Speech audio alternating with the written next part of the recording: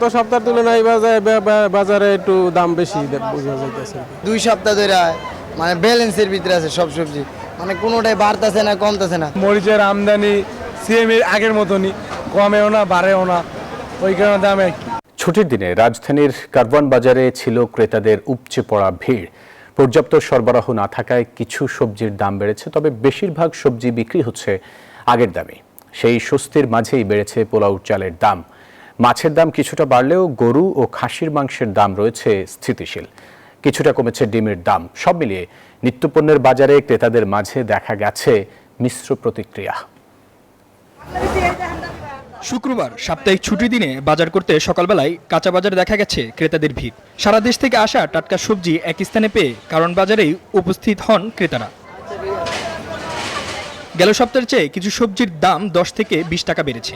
ঢেঁড়সের দাম বেড়ে প্রতি কেজি বিক্রি হচ্ছে 40 থেকে 45 টাকা। বরবটি বিক্রি হচ্ছে প্রতি কেজি 50 টাকা, আর শশা 80 টাকায়। বন্যার মৌসুম হওয়ায় কয়েক সপ্তাহ যাবৎ অপরিবর্তিত কাঁচামরিচের দাম এখন 70 থেকে 80 টাকা কেজি।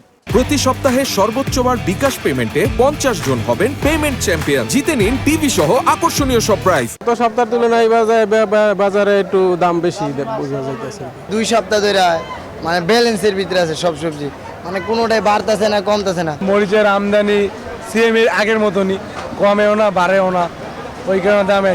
পোলার চালের দাম গত সপ্তাহের তুলনায় বেড়ে বিক্রি হচ্ছে 165 টাকা কেজিতে, আর অপরিবর্তিত রয়েছে সব ধরনের মশলার দাম। রিজনেরাও বলে যে মাল সাপ্লাই নাই বা মজুদদার তারা ঠিকমতো দিচ্ছে না। 8-10 টাকা তো বাড়ছি, কত পোলার চালটা।